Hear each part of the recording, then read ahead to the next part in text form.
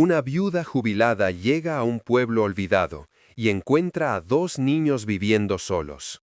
La puerta crujió con un sonido agudo que rasgó el silencio de la tarde como una hoja oxidada. Solís permaneció inmóvil en el umbral de la casa abandonada, con los dedos aún aferrados al viejo pomo de hierro, mientras una ráfaga de aire frío y húmedo escapaba del interior como si la casa misma estuviera agonizando. Pero no fue el viento lo que la heló, fue el olor, un inconfundible aroma a comida recién hecha que aún impregnaba el aire denso y húmedo que emanaba de aquella luz tenue. Y Dora tenía 72 años y había pasado los últimos 40 viviendo en Barcelona, pero había nacido en estas áridas tierras de Teruel, en el corazón olvidado de la España rural. Conocía cada piedra, cada curva del camino que serpenteaba entre los olivares resecos y las casas de piedra que se aferraban a la ladera como antiguas cicatrices. Había regresado porque no le quedaba nada, porque su marido, Javier, había muerto hacía 6 meses, dejándola con una mísera pensión y una soledad que la consumía en el pequeño apartamento de Gracia. Había vuelto a la casa de su infancia, a este pueblo de menos de 30 habitantes, donde esperaba encontrar paz o al menos el silencio suficiente para olvidar. Pero la casa de al lado, ese edificio de 2 plantas con ventanas tapiadas y fachada cubierta de hiedra silvestre, debería haber estado vacía al menos una década. Eso le había dicho don Fermín, el único comerciante que aún mantenía una pequeña tienda abierta en la plaza principal. Esa casa, nadie vive ahí desde que se fueron los Montero. Dicen que está maldita, Macisadora. Mejor no te acerques. Macisadora no creía en maldiciones, creía en las pruebas, y la prueba, ahora, era ese olor a patatas fritas y el inconfundible sonido de pasos ligeros que subían corriendo las escaleras. Su corazón, como un dios, se aceleró. ¿Invasores? ¿Ocupantes ilegales? En España, en los últimos años, con la crisis económica azotando a las familias y los desahucios multiplicándose como una plaga, no era raro encontrar casas abandonadas convertidas en refugios temporales. Pero aquí, en este pueblo olvidado por Dios y los mapas, donde hasta los cuervos parecían tener mejores lugares que visitar, no tenía sentido. Debería volver a su casa, cerrar la puerta con llave, llamar a la Guardia Civil de Teruel y dejar que los profesionales se encargaran. Era lo sensato, lo prudente, lo que cualquier mujer de su edad debería hacer. En cambio, entró el operador. La habitación estaba envuelta en una penumbra, pero sus ojos se acostumbraron lentamente a la oscuridad. Los muebles, cubiertos con sábanas polvorientas, proyectaban formas fantasmales en los rincones. El viejo suelo de madera crujía bajo sus pies con cada paso cauteloso. Telarañas colgaban de las esquinas del techo como cortinas macabras, y el papel pintado, con su descolorido estampado floral, se desprendía en largas tiras que parecían heridas abiertas. Sin embargo, algo no encajaba del todo. Sobre la mesa del salón, obviamente recién lavada, había 2 platos de plástico con restos de comida, patatas fritas frías, trozos de pan duro, una lata de atún entreabierta. Y Dora sintió un escalofrío recorrerle la espalda. Era comida para niños. El desorden, las raciones pequeñas, incluso la forma en que los cubiertos estaban tirados junto a los platos, todo gritaba que había niños. Pero ¿dónde estaban los adultos? ¿Dónde estaban los padres? Abrió la boca para llamar, pero las palabras se le atragantaron al oír de nuevo aquel sonido que venía de arriba. No eran pasos normales, eran pasos furtivos, cautelosos, como los que se dan al esconderse. ¡Hola! La voz que pretendía ser divina salió más temblorosa de lo que esperaba, resonando en la casa vacía con una fragilidad que la avergonzó. ¿Hay alguien ahí? Soy una persona divina, vivo al lado, no haré daño a nadie. Silencio, un silencio tan profundo y absoluto que podía oír el latido de su propia sangre en los oídos. Entonces, suavemente, casi imperceptiblemente, llegó una respuesta. No con palabras, sino con la inconfundible y rápida inhalación de alguien que intentaba reprimir las lágrimas. Un sollozo ahogado. Y, inmediatamente después, la voz asustada de un niño susurró con urgencia: «¡Cállate, Bruno! ¡No nos escuches!». La maestra sintió que algo se le rompía en el pecho. Eran niños, niños aterrorizados, y estaban solos en aquella casa abandonada, escondiéndose de ella como si fuera el monstruo del cuento. Le temblaban las manos mientras se aferraba a la barandilla, contemplando los escalones que ascendían hacia la oscuridad del piso superior. Su instinto de supervivencia le decía que se retirara, que buscara ayuda, que no se involucrara en algo que claramente la superaba con creces. Pero había otra voz en su cabeza, más antigua y profunda. La voz que la había convertido en maestra durante 40 años, que la había hecho dedicar su vida a los niños, que no podía simplemente ignorar el llanto de un pequeño aterrorizado. «Escucha», comenzó la maestra, subiendo el primer escalón con extrema lentitud. La madera crujió ruidosamente bajo su peso, haciéndola hacer una mueca. «Sé que tienes miedo, sé que no me conoces, pero te juro por todo lo sagrado que no te haré daño. Solo quiero asegurarme de que estás bien, de que no te has hecho daño, de que no necesitas ayuda». Más silencio. La mujer siguió subiendo, paso a paso, con el corazón latiéndole desbocado contra las costillas. La escalera parecía interminable, cada centímetro una eternidad de tensión creciente. Cuando por fin llegó al pasillo del segundo piso, la oscuridad era casi total. Solo un fino rayo de sol se filtraba a través de las tablas que cubrían las ventanas, creando destellos dorados sobre el suelo polvoriento. Había 3 puertas. 2 estaban entreabiertas, dejando ver habitaciones vacías y ruinosas. La tercera, al final del pasillo, estaba cerrada con llave. La mujer caminó hacia ella, cada paso medido y deliberado. Ahora podía oír con absoluta claridad, respiraciones rápidas y superficiales al otro lado de la puerta. Al menos 2 personas, quizá más, pequeñas, aterrorizadas. Extendió la mano y llamó suavemente a la madera, 3 golpecitos que resonaron en el silencioso pasillo como tambores. «Por favor», susurró, apoyando la frente contra la fría puerta. «Déjeme ayudarle. No sé qué ha pasado, no sé dónde están sus padres, pero sé que los niños no deberían estar solos en un lugar como este. Me llamo identificador, he sido maestra toda mi vida. Tengo nietos de su edad. Confíe en mí, por favor». Durante un largo rato no pasó nada. La mujer ya se disponía a retirarse, a aceptar finalmente que debía llamar a las autoridades, cuando oyó el inconfundible sonido de una cerradura al ser retirada. La puerta se entreabrió apenas unos centímetros, lo suficiente para dejar ver un ojo. Un único ojo marrón, enorme y brillante por las lágrimas contenidas, la miró fijamente con una intensidad que le atravesó el corazón como si fuera cristal. «¿Hablas en serio?». La voz pertenecía a una niña, de no más de 10 años, ronca como si hubiera estado llorando durante horas. «¿No eres como los demás? ¿No te vas a llevar a Bruno?». Isadora sintió que el aire se le escapaba de los pulmones. ¿Qué demonios estaba pasando? «Soy real», respondió, manteniendo la voz lo más suave y firme posible. «Y prometo que no me llevaré a nadie. Solo quiero hablar, solo quiero entender».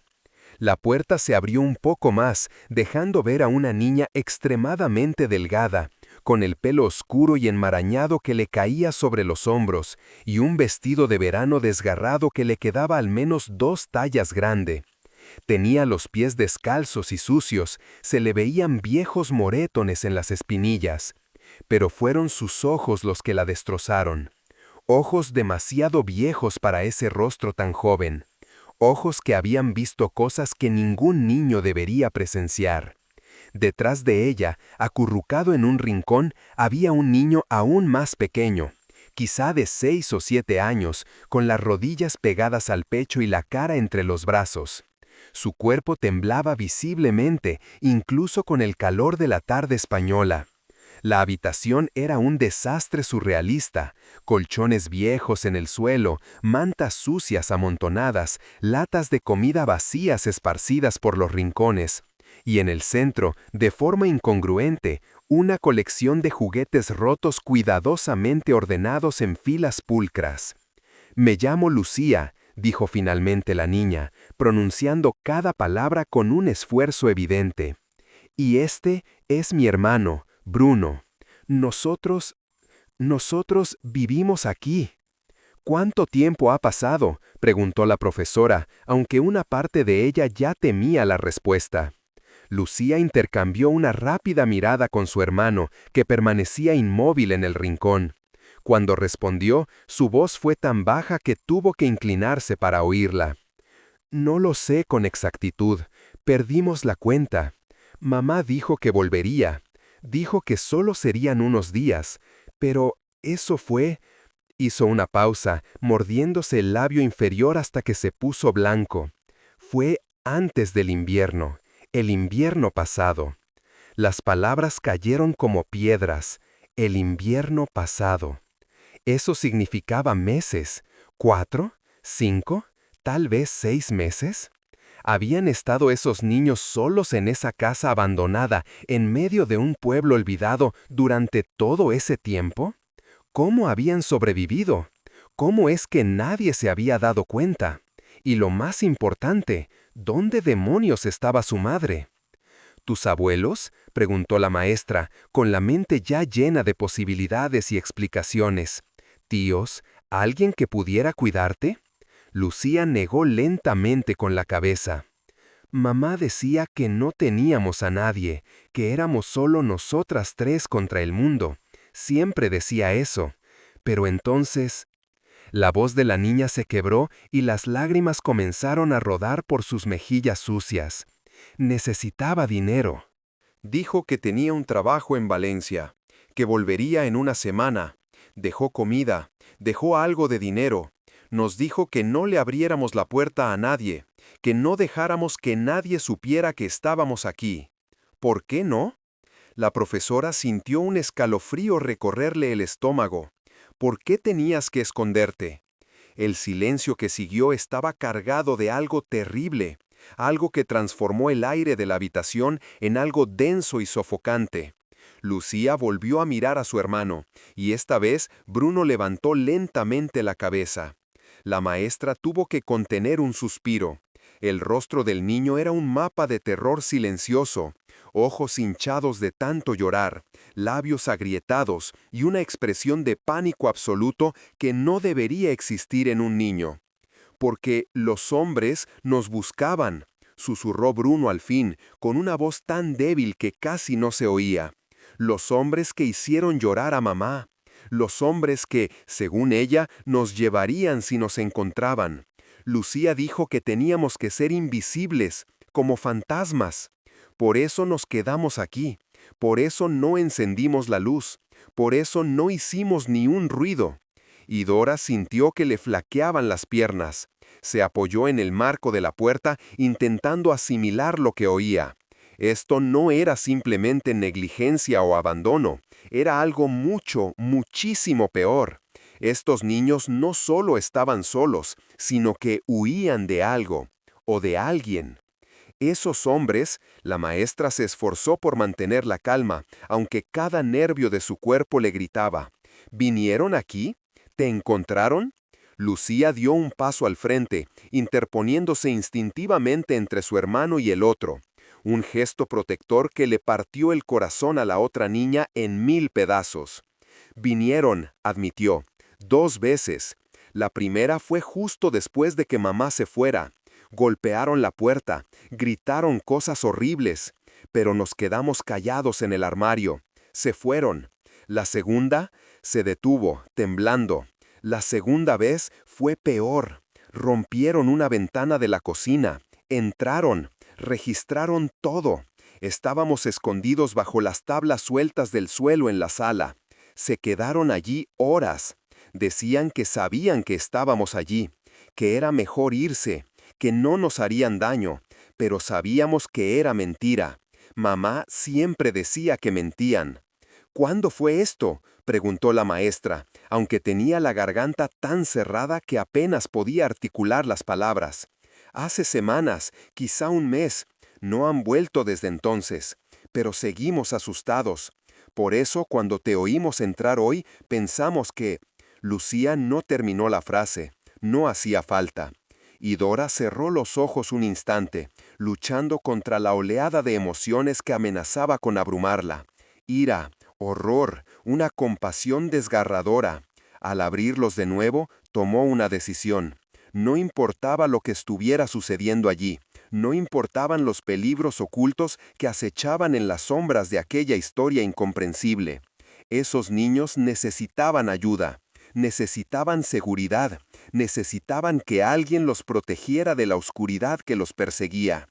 Lucía, Bruno, dijo, y esta vez su voz denotaba firmeza, la misma firmeza que había empleado durante décadas en aulas repletas de adolescentes rebeldes. Escuchen con atención. Aún no conozco toda la historia. No sé quiénes son estos hombres ni qué pretenden. Pero de algo estoy completamente segura. No pueden seguir así. No pueden seguir solos, con miedo, escondiéndose, como animales asustados. Esto no es vida y no es justo. Pero si llamamos a la policía, gimió Bruno con la voz quebrada, nos separarán, pondrán a Lucía en un sitio y a mí en otro. Mamá lo dijo. Dijo que los servicios sociales siempre separan a los hermanos. No puedo perder a Lucía, es todo lo que tengo. Y Dora sintió que las lágrimas le ardían en los ojos, pero las contuvo. No era momento para debilidades. Nadie los separará, prometió, aunque no tenía autoridad alguna para hacer tal promesa. No si de mí depende, pero primero necesitamos información, necesitamos entender qué está pasando, y para eso necesitas confiar en mí, completamente. ¿Puedes hacerlo? Lucía, la estudiante, observó durante un largo rato. Vio el conflicto en aquellos ojos, la desesperada necesidad de creer contra el instinto de supervivencia, brutalmente desarrollado durante meses de aislamiento y miedo. Finalmente, despacio, casi imperceptiblemente, la niña asintió. «De acuerdo», susurró Lucía, «pero prométemelo. Prométeme que no llames a nadie todavía. No hasta que sepamos que es seguro, no hasta que estemos seguros de que no nos encontrarán». Y Dora extendió su mano arrugada, y, tras dudar un instante, Lucía la tomó. La piel de la muchacha era fría y áspera, con las uñas mordidas hasta la carne viva. Y Dora apretó suavemente, sellando una promesa que sabía que podría destruir su propia vida. «Lo prometo», dijo. Y en ese momento, en la oscuridad de aquella habitación abandonada, con dos niños aterrorizados temblando ante ella, y Dora Solís no tenía ni idea de que acababa de adentrarse en algo mucho más grande de lo que jamás hubiera imaginado. Algo que en el solo cambiaría sus vidas para siempre, sino que revelaría secretos enterrados tan profundamente en esa tierra olvidada de Teruel que algunas personas matarían para mantenerlos ocultos. Y aquellos mismos hombres a quienes Lucía y Bruno tanto temían ya estaban regresando. Aún no sabían que, esta vez, los niños tenían a alguien dispuesto a luchar por ellos. 3 días después, Idora se encontró sentada a la mesa de su pequeña cocina a las 3 de la madrugada, sin poder dormir, con una taza de café frío olvidada en las manos y una serie de preguntas arremolinándose en su mente como buitres sobre un cadáver. Sobre la desgastada superficie de madera había documentos que nunca debió haber encontrado, certificados de nacimiento con fechas sin sentido, recortes de periódico amarillento sobre desapariciones en Valencia, y una fotografía que había encontrado escondida dentro de una vieja Biblia en la casa de al lado, una imagen borrosa de una joven con los mismos ojos intensos que Lucía, abrazando a un hombre cuyo rostro había sido arañado deliberadamente hasta quedar irreconocible. En el reverso, escrita con letra temblorosa, había una sola frase que le helaba la sangre a Idora cada vez que la leía. «Perdóname por lo que tuve que hacer. Nunca podrán saber la verdad». Durante los últimos 3 días, Idora se había convertido en una delincuente. No había llamado a la policía, no había contactado con los servicios sociales, no había hecho nada de lo que cualquier ciudadano responsable debería haber hecho al encontrar a 2 niños abandonados. En cambio, había cruzado la línea invisible que separa la decencia de la complicidad, acogiendo a Lucía y Bruno en su propia casa al amparo de la noche, dándoles de comer con manos temblorosas las comidas caseras que preparaba, viéndolos dormirse por primera vez en meses sin sobresaltos.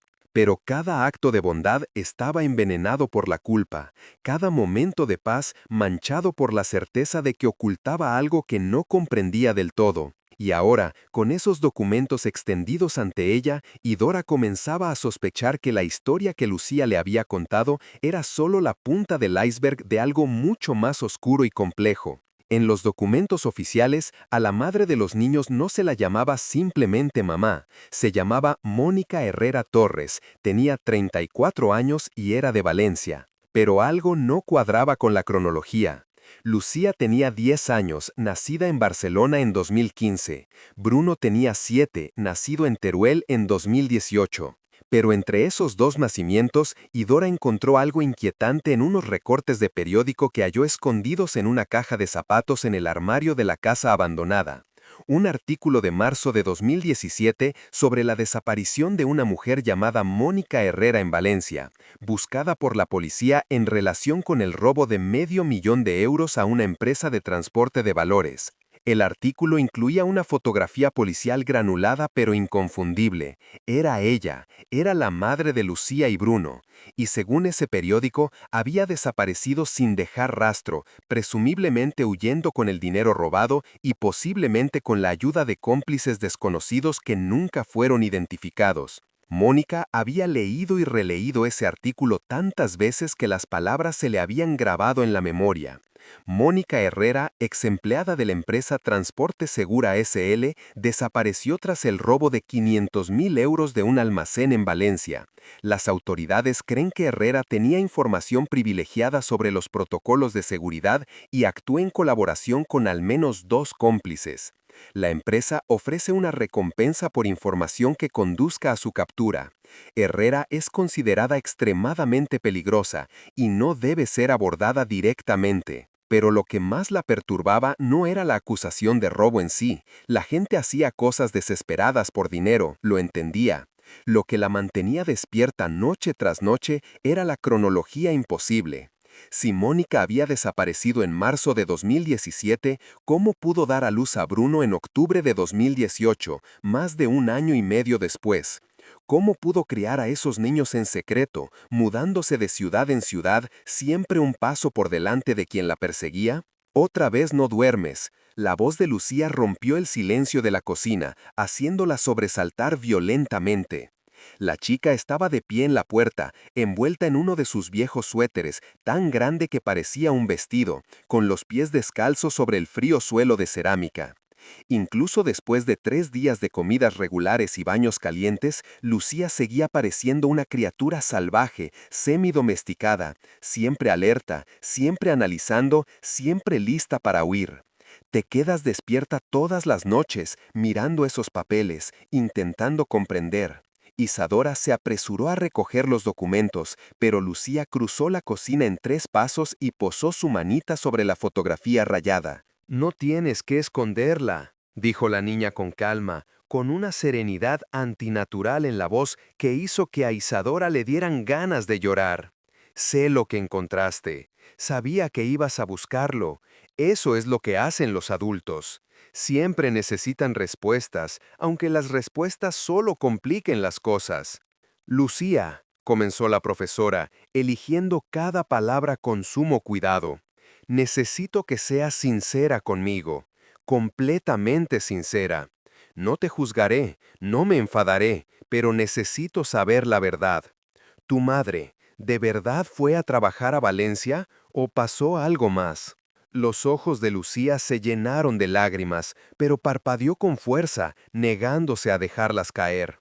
Cuando por fin habló, su voz sonaba quebrada, como la de alguien que sostiene cristales rotos. «Mamá nunca nos lo contó todo. Decía que era para protegernos, que cuanto menos supiéramos, más seguros estaríamos. Pero no soy tonta, tengo 10 años, no 5. Escuchaba las conversaciones telefónicas hasta altas horas de la noche. La oía llorar en el baño cuando creía que dormíamos. La oía decir por teléfono que nunca pararían, que nunca la perdonarían, que había traicionado a la gente equivocada. Lucía hizo una pausa, sus dedos recorriendo el contorno rayado del rostro del hombre en la fotografía. Tenía miedo, todos los días, durante años, y ese miedo nos enseñó a tener miedo también. Y Dora sintió una opresión en el pecho. ¿Quiénes son ellos, Lucía? ¿Quién te persigue? Los hombres que vinieron a la casa, ¿quiénes son? No sé los nombres, admitió Lucía, y por primera vez desde que el investigador la conoció, la fachada de fortaleza de la joven comenzó a resquebrajarse. Pero sé que tienen algo que ver con lo que hizo mamá hace mucho tiempo, antes de que naciera Bruno, antes de que nos mudáramos a ese pueblo olvidado. Mamá dijo una vez, cuando estaba muy cansada y creía que no la escuchaba, que había robado a gente que nunca perdona las deudas, que había tomado algo que no le pertenecía porque era la única manera de darnos una vida mejor. Pero en vez de darnos libertad, nos dio una prisión de miedo, mentiras y casas abandonadas donde tuvimos que vivir como fantasmas. La historia se vio interrumpida por un sonido que las paralizó a ambas. Un coche. No el sonido lejano de un vehículo que pasaba por la carretera principal a kilómetros de distancia, sino el inconfundible rugido de un motor diésel que se acercaba lentamente por el único camino de tierra que conducía a las casas aisladas en las afueras del pueblo. A las 3 de la madrugada, en un lugar donde nadie tenía por qué estar. Y Dora y Usía intercambiaron una mirada de puro terror, y en ese instante un terrible entendimiento surgió entre ellas sin necesidad de palabras. Habían encontrado a los niños. Mas Isadora se movió con una velocidad que la sorprendió incluso a ella misma, apagando la luz de la cocina y tirando de Lucía al suelo. Bruno, susurró Lucía con urgencia, intentando levantarse, pero Isadora la sujetó con fuerza. Tengo que despertar a Bruno, tengo que... Isadora ya gateaba hacia la pequeña habitación donde dormía el niño, con el corazón latiéndole tan fuerte que estaba segura de que cualquiera que estuviera fuera podía oírlo. Llegó hasta Bruno en segundos, tapándole suavemente la boca antes de que pudiera gritar al despertarse de golpe y susurrándole al oído. Silencio, cariño, silencio absoluto, como antes, como un fantasma. El coche se detuvo justo frente a la casa de la deidad. A través de la rendija de la cortina del salón pudo ver los faros rasgando la oscuridad como ojos depredadores. 2 hombres descendieron. Incluso en la penumbra, la deidad supo que no eran policías. Los policías se movían con autoridad oficial. Estos hombres se movían como cazadores. Uno era alto y musculoso, con una chaqueta de cuero que le cubría los anchos hombros. El otro era más bajo, pero había algo más peligroso en él. Una calma depredadora en la forma en que inspeccionaba la casa de la deidad, luego la casa abandonada de al lado y después volvía a la casa de la deidad. Le dijo algo a su acompañante que ella no pudo oír, pero su gesto fue inconfundible. Señalaba las 2 casas, conectándolas, notando algo que nadie más en el pueblo habría notado: las huellas. La cuidadora lo comprendió con un horror nauseabundo. Durante 3 días había cruzado entre las 2 casas decenas de veces, buscando las pertenencias de los niños, comprobando si alguien había regresado, limpiando las pruebas. Había creado un sendero visible en la hierba seca y la tierra entre las 2 propiedades. Un sendero que gritaba a cualquier observador atento que las 2 casas, supuestamente separadas, en realidad estaban conectadas de alguna manera. ¿Cómo pudo ser tan descuidada? ¿Cómo pudo ser tan estúpida? El hombre más bajo comenzó a caminar hacia la puerta de la deidad.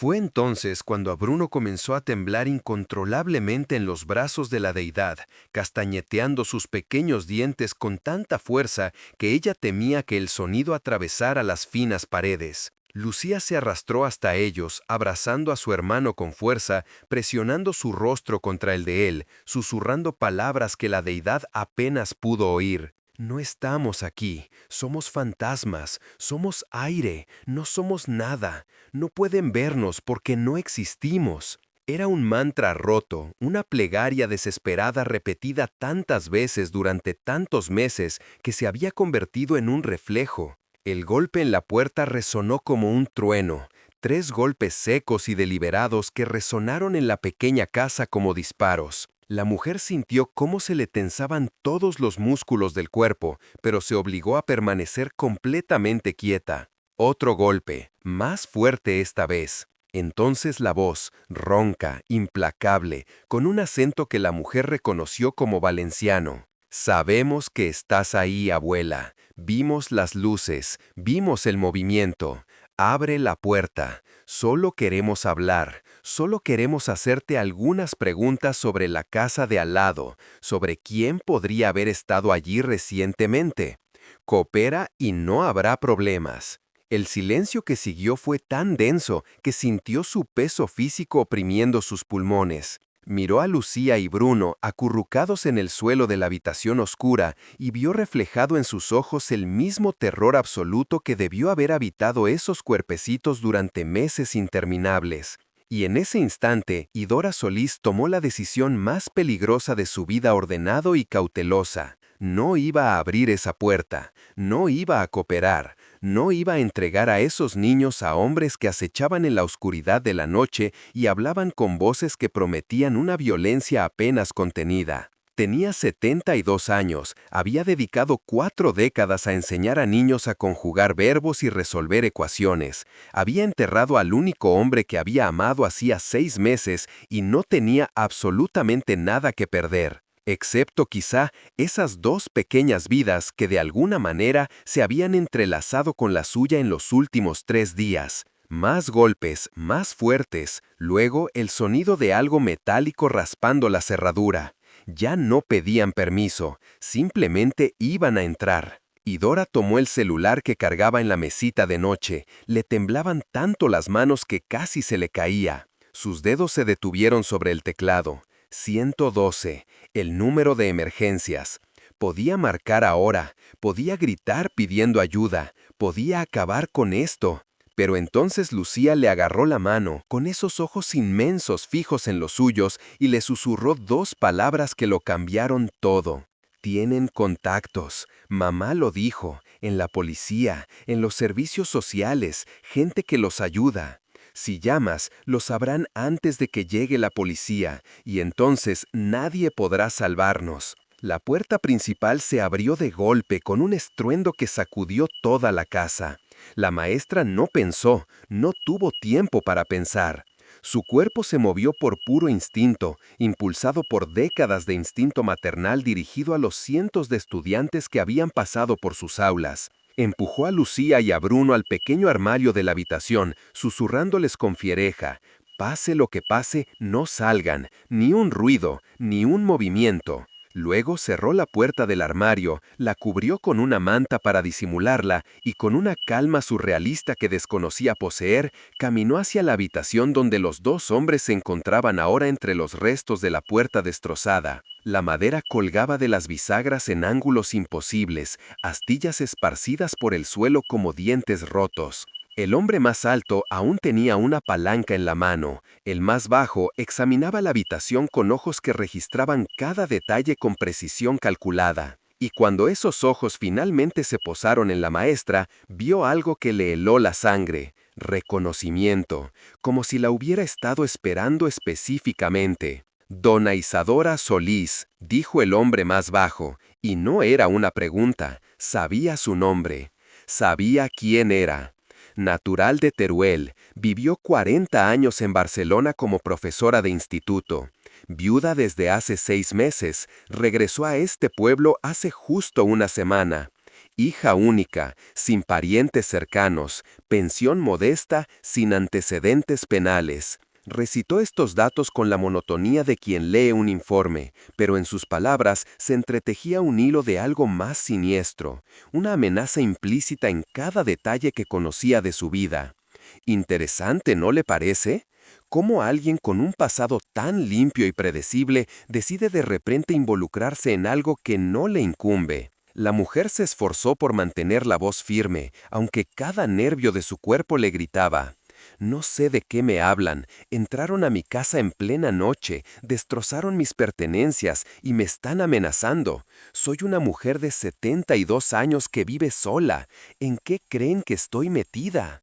Cruzó los brazos sobre el pecho, canalizando toda la autoridad que había empleado durante décadas para enfrentarse a adolescentes rebeldes.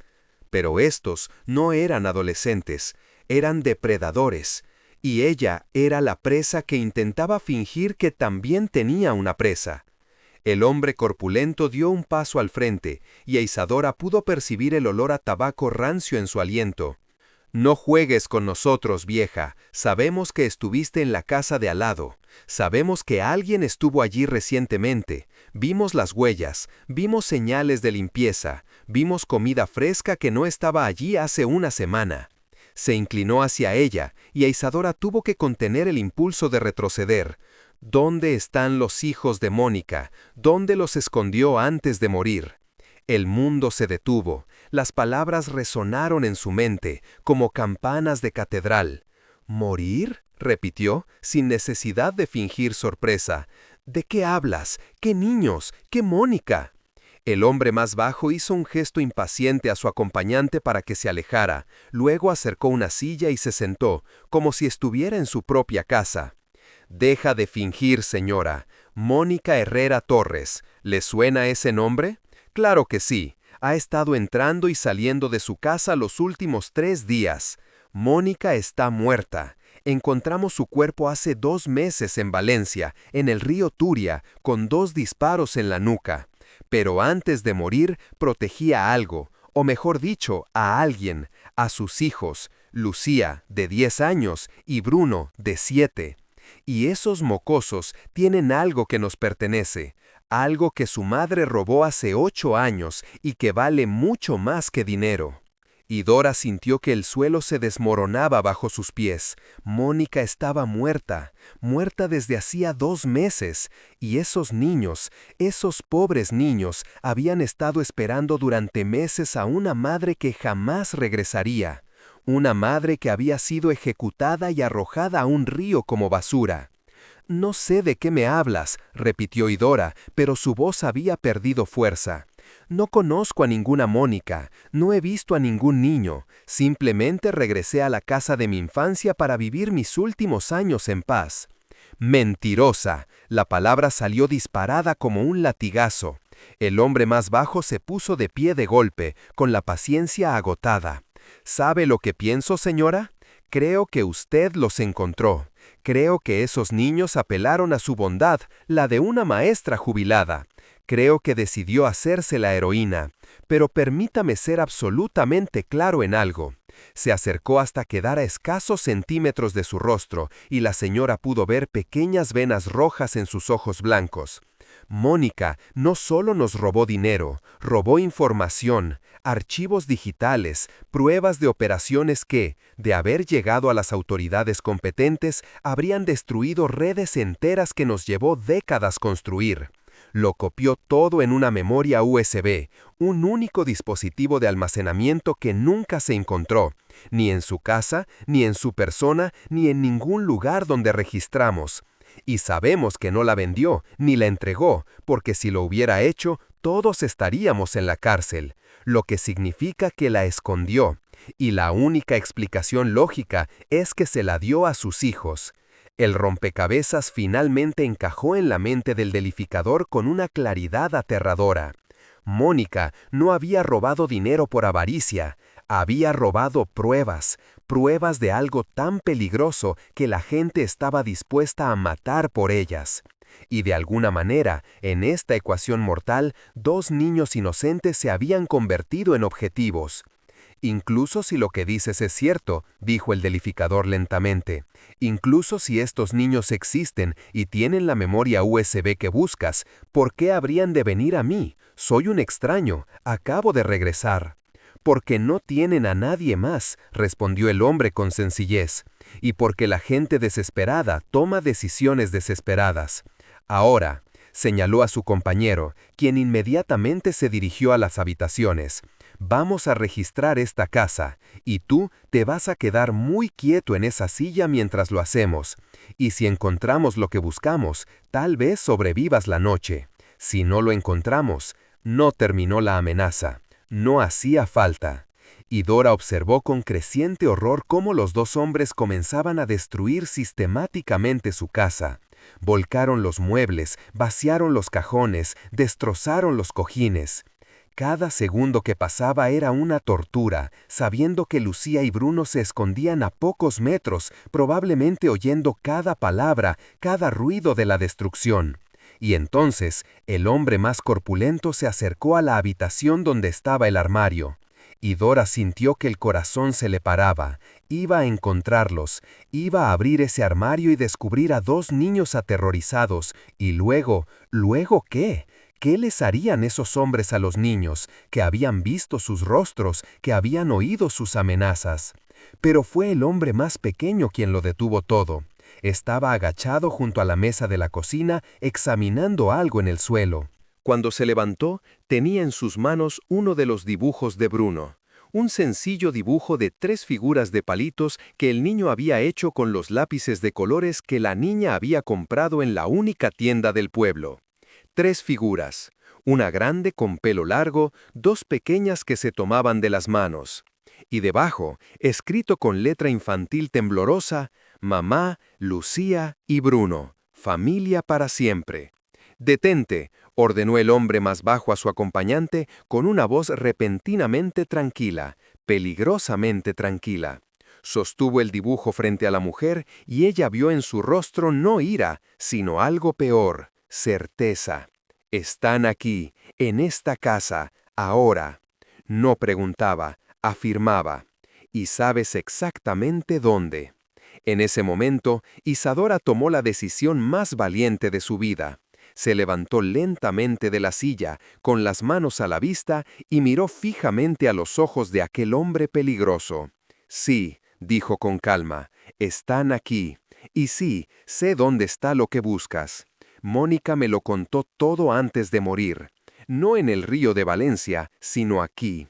Llegó aquí agonizando hace 2 meses, con balas aún alojadas en su cuerpo, y pasó sus últimas horas contándomelo todo, sobre ti, sobre lo que hiciste, sobre lo que representas, y me dio la memoria USB. Me hizo prometer que la protegería, que protegería a tus hijas. Las mentiras brotaron de Isadora con una fluidez que la sorprendió, tejiendo una historia alternativa con hilos de verdad y ficción. ¿Y sabes qué hice con eso? Se lo envié a alguien, a una antigua colega que trabaja como periodista de investigación en Madrid, con instrucciones claras.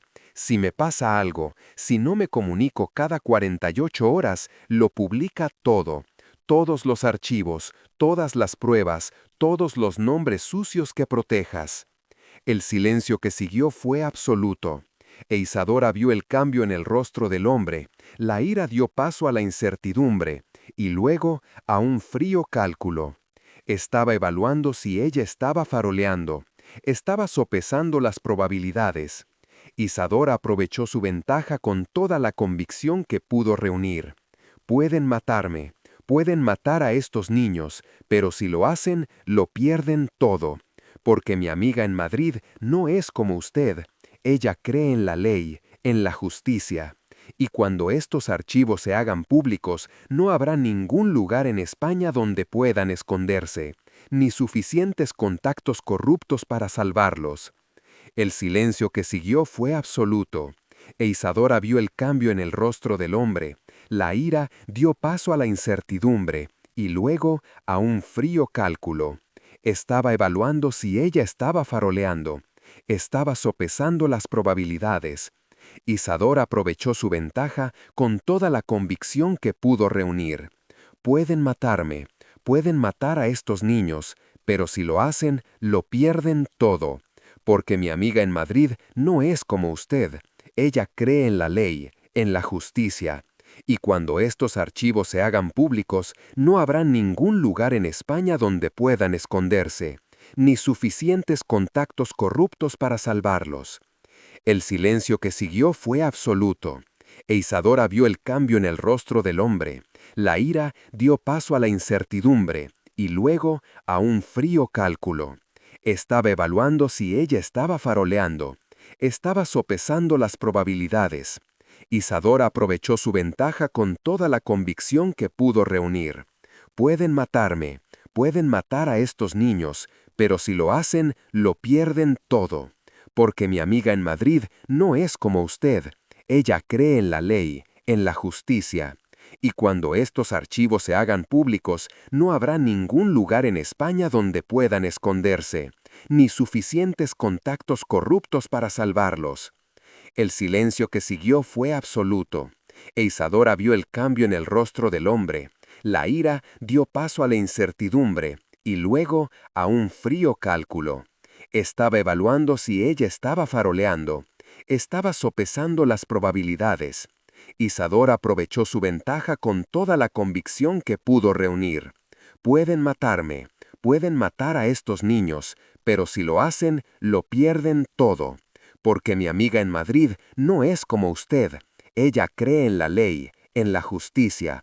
Y cuando estos archivos se hagan públicos, no habrá ningún lugar en España donde puedan esconderse, ni suficientes contactos corruptos para salvarlos.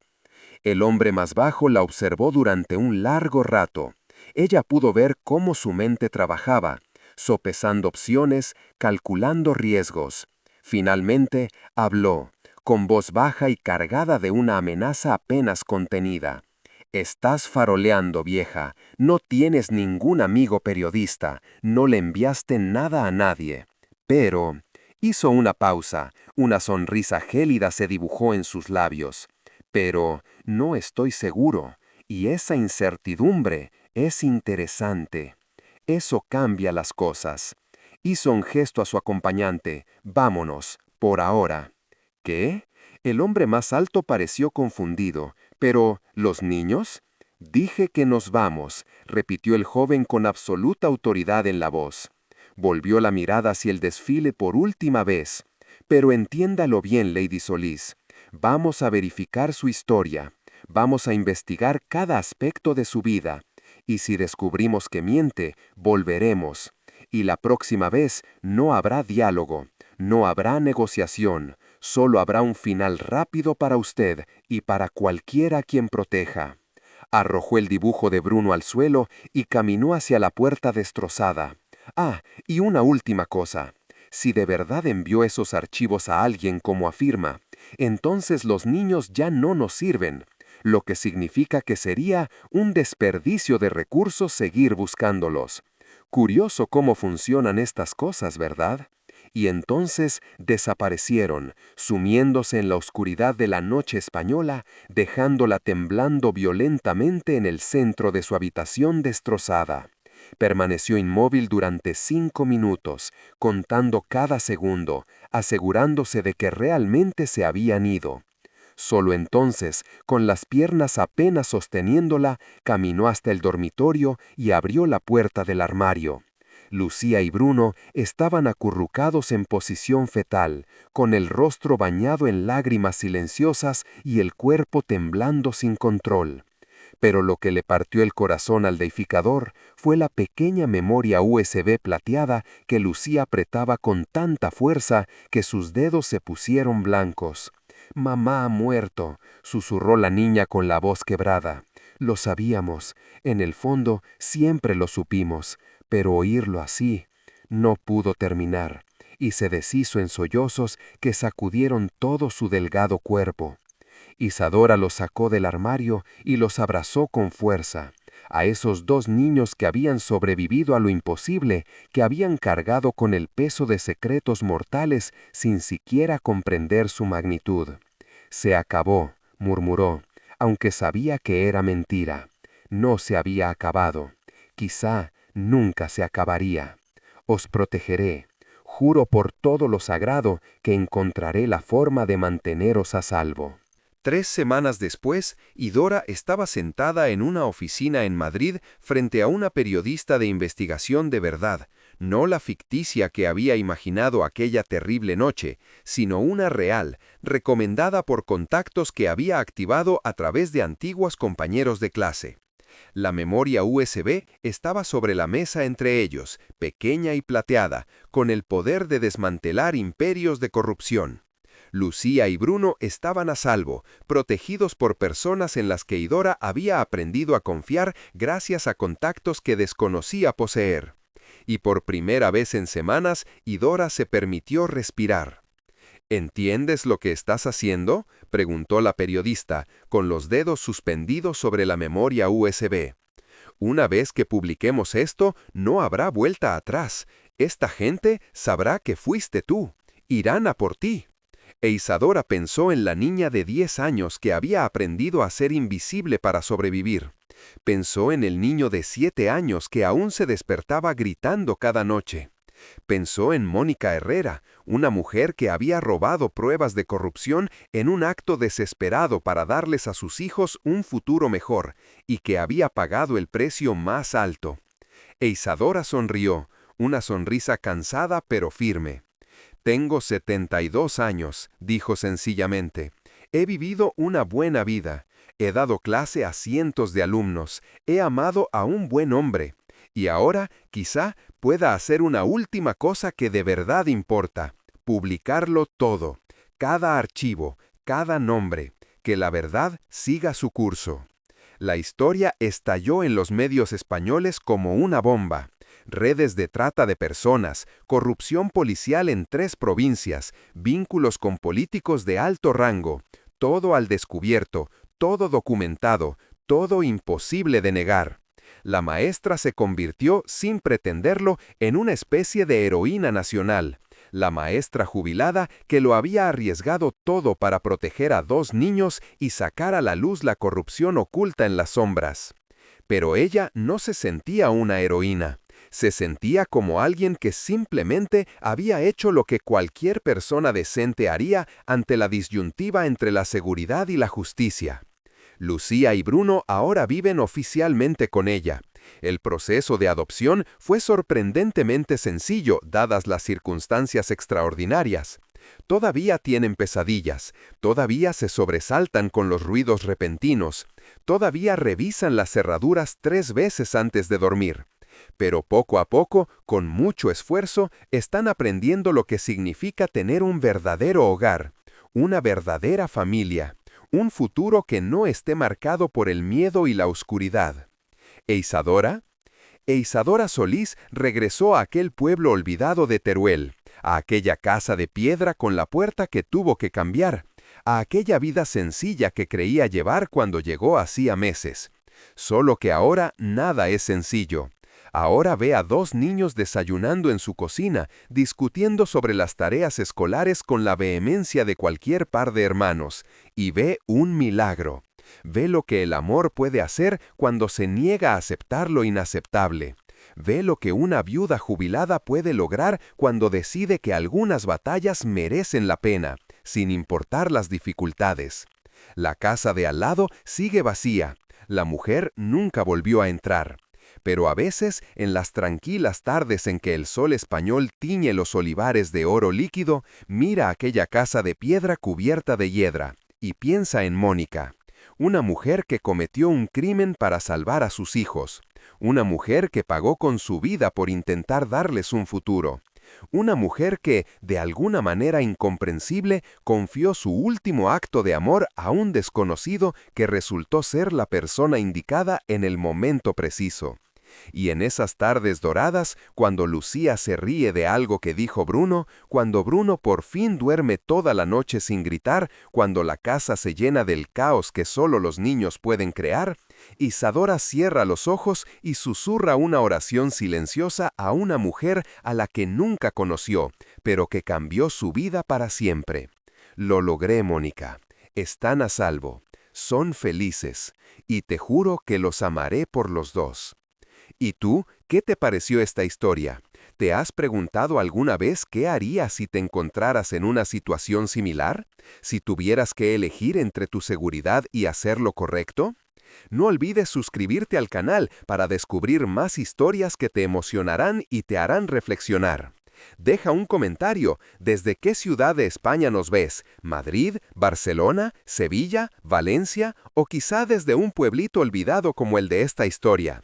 Comparte tu experiencia con nosotros. Tu participación mantiene vivas estas historias. Porque al fin y al cabo, todos somos personas que intentamos hacer lo correcto en un mundo complicado. Y a veces, solo a veces, los actos de bondad más sencillos pueden cambiarlo todo.